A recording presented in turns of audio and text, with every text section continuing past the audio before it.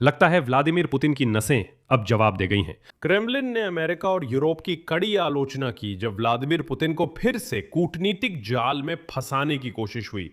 रूसी संघ के विदेश मंत्रालय के प्रमुख सरगेई लावरोव ने कहा कि यूक्रेन के समर्थन को लेकर अमेरिकी विदेश मंत्री के बयान वॉशिंगटन और यूरोपीय देशों के संघर्ष समाधान के दृष्टिकोणों के बीच के अंतर को पूरी तरह मिटा देते हैं।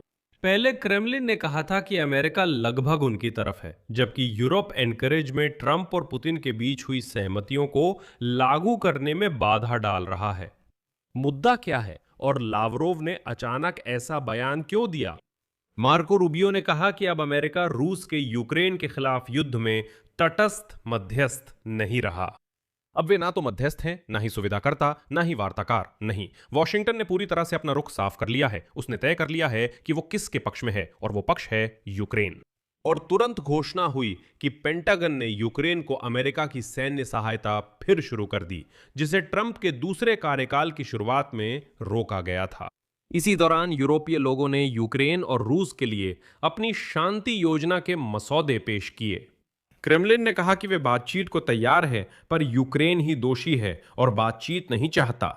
क्या डोनाल्ड ट्रंप की टीम अब पूरी तरह यूक्रेन के पक्ष में है, और इस गर्मी में अमेरिका से क्या उम्मीद की जा सकती है? तो आइए अब शांत दिमाग से, ठंडे दिमाग से इस विषय पर चर्चा करते हैं। मेरा नाम अलेक्सेई पीची है। पीची, आइए मिलकर इस विषय पर चर्चा करें। लेकिन शुरू करने से पहले आपसे अनुरोध है कि इस चैनल को सब्सक्राइब करें, इस एपिसोड को लाइक करें और इस वीडियो के नीचे कोई भी अपनी टिप्पणी लिखे। मेरे टेलीग्राम चैनल पेची न्यूज को सब्सक्राइब करें, लिंक वीडियो डिस्क्रिप्शन में है। तो आज क्रेमलिन में बुरा दिन है।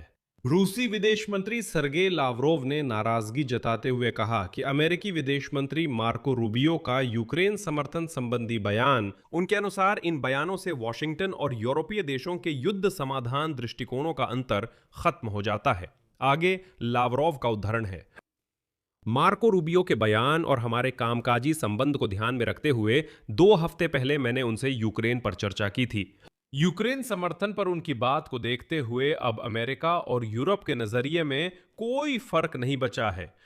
यहां मैं संदर्भ समझा दूं ताकि यह समझा जा सके कि उन्होंने ऐसा क्यों कहा और यह क्यों महत्वपूर्ण है। असल बात यह है कि पहले महीनों तक सरगेई लावरोव लगातार यूरोपीय नेताओं पर यूक्रेन को लेकर कथित अलास्का समझौतों की अवहेलना और अवरोध का आरोप लगाते रहे, जो कथित तौर पर व्लादिमीर पुतिन और डोनाल्ड ट्रंप के बीच अगस्त 2025-2020 में एंकरेज में हुए शिखर सम्मेलन में व्यक्तिगत रूप से हुए थे। रूसवासी महीनों तक इस कहानी को लेकर घूमते रहे कि वहां कोई एनकरेज की भावना थी, ट्रंप और पुतिन के बीच कोई समझौता हुआ था, लेकिन किसी ने उसे देखा नहीं। और सरगेई लावरोव ये दावा करते रहे कि यह समझौता पुतिन और ट्रंप के बीच सिर्फ यूक्रेन ही नहीं, बल्कि ब्रुसेल्स, पेरिस, बर्लिन और लंदन भी रोक रहे हैं। वो कहते हैं यूरोपीय लोग हर तरह से अड़चने डाल रहे हैं, पहियों में लाठी डाल रहे हैं और रुकावटें पैदा कर रहे हैं।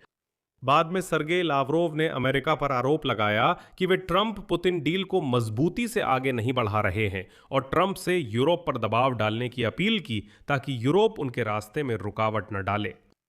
और आज सरगेई लावरोव ये स्वीकार करते हैं कि यूरोप और अमेरिका की स्थिति में कोई फर्क नहीं है। अगर यूरोप की स्थिति अमेरिका जैसी है तो वो अमेरिका की स्थिति लागू करने में रुकावट नहीं बन सकती। इसी के साथ रूस के विदेश मंत्री ने कहा कि बाहर से अमेरिका की नीति ज्यादा सकारात्मक दिखती है, क्योंकि उनके अनुसार ट्रंप प्रशासन शुरू से ही रूस के साथ संवाद के पक्ष में था।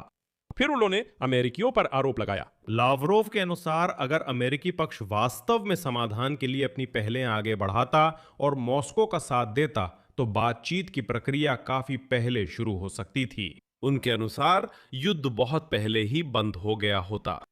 लावरोव की ऐसी प्रतिक्रिया क्यों थी, यह वाकई दिलचस्प है। असल में इससे पहले अमेरिकी विदेश मंत्री मार्क रूबियो ने अमेरिकी कांग्रेस के प्रतिनिधि सभा में सुनवाई के दौरान कहा था कि अमेरिका अब यूक्रेन के खिलाफ रूस के युद्ध में तटस्थ मध्यस्थ नहीं है। उसने आखिरकार अपना पक्ष चुना और वो यूक्रेन है। उन्होंने कहा कि अमेरिका शांति प्रयासों का समर्थन करेगा, वॉशिंगटन यूक्रेन को हथियार देता रहेगा और रूस पर प्रतिबंध बनाए रखेगा। जैसा कि मार्क रूबियो ने कहा, अमेरिका मॉस्को को हथियार नहीं देता और कीव पर प्रतिबंध नहीं लगाता, जिससे साफ है कि अमेरिका ने अपना पक्ष चुन लिया है।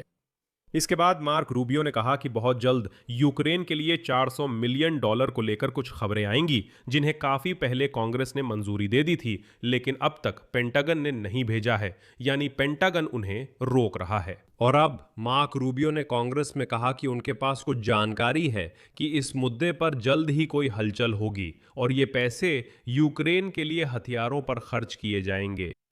लेकिन यहां मुख्य सवाल उठता है, क्या वाकई वॉशिंगटन कीव के पक्ष में खेल रहा है? क्या जुलाई में नेटो शिखर सम्मेलन में अमेरिका और यूक्रेन के राष्ट्रपतियों की यात्रा कोई सरप्राइज ला सकती है? क्या कीव को अमेरिका की ओर से गर्मी में दबाव के लिए तैयार रहना चाहिए? आइए मिलकर इसका जवाब ढूंढते हैं। मैं साफ कह दूं, मार्क रूबियो के अच्छे बयान के बावजूद वॉशिंगटन ने यूक्रेन के खिलाफ रूस के युद्ध में पूरी तरह यूक्रेन का पक्ष नहीं लिया है।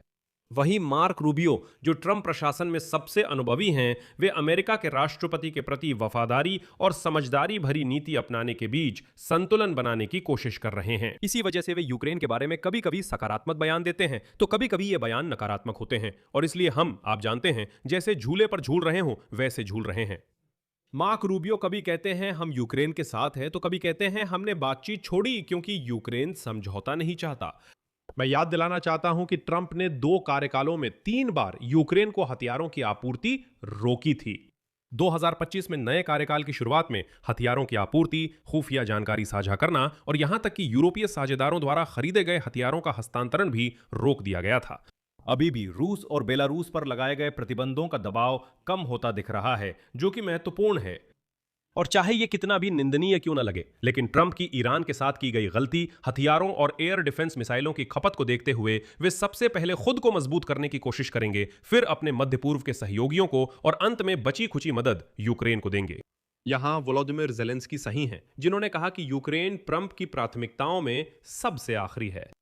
जुलाई में तुर्की में नाटो शिखर सम्मेलन होगा, जिसमें डोनाल्ड ट्रंप और यूक्रेनी राष्ट्रपति ज़ेलेंस्की दोनों शामिल होंगे, और यहां पर उम्मीदों के साथ सावधान रहना चाहिए। डोनाल्ड ट्रंप यूक्रेन के मुद्दे को एक समस्या के रूप में देखते हैं, एक ऐसी समस्या जो उनके लिए रूस के साथ संबंधों को फिर से स्थापित करने में बाधा बनती है, ताकि वे व्यक्तिगत और पारिवारिक कमाई कर सके। डोनाल्ड ट्रंप कुछ समय के लिए यूक्रेन की मदद कर सकते हैं, ताकि बाद में सहायता रोककर कह सकें कि मदद तो दी थी, जबकि कीव के पास अमेरिका के समर्थन के बावजूद विकल्प नहीं है। मैं याद दिला दूं कि मार्क रूबियो के बयान से कुछ दिन पहले खबरें आई थीं कि इस गर्मी में अमेरिका यूक्रेन पर रूस से समझौते के लिए दबाव डालने का नया अभियान शुरू कर सकता है। कारणों में से एक है ट्रंप प्रशासन की जल्दी जीत की जरूरत, ताकि अमेरिकी कांग्रेस के मध्यावधि चुनावों से पहले रिपब्लिकन पार्टी की लोकप्रियता बढ़ाई जा सके। इसलिए दोस्तों, बड़ी बड़ी बातों और उम्मीदों में आकर खुद को धोखा मत खाने दीजिए। मैं यही विराम लेता हूं। अपनी राय कमेंट्स पे लिखें, चैनल सब्सक्राइब करें, घंटी दबाएं और लाइक करें।